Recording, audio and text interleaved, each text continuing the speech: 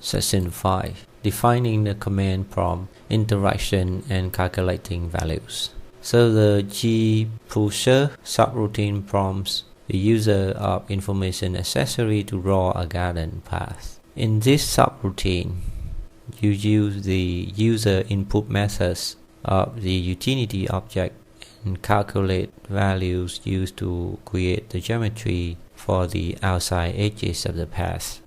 In a code window, click after the end function statement of the distance function and press enter twice. Type in the following code. You're gonna go to code window and the distance function here. Enter that.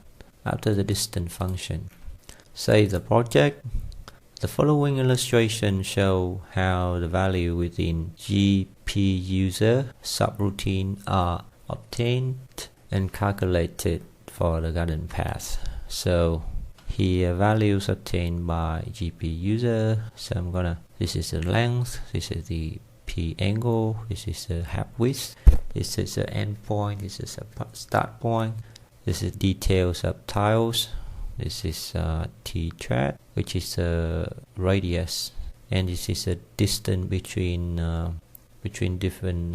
different tile. That's very clear. And that is for part 5, defining the command prompt interaction and calculating values.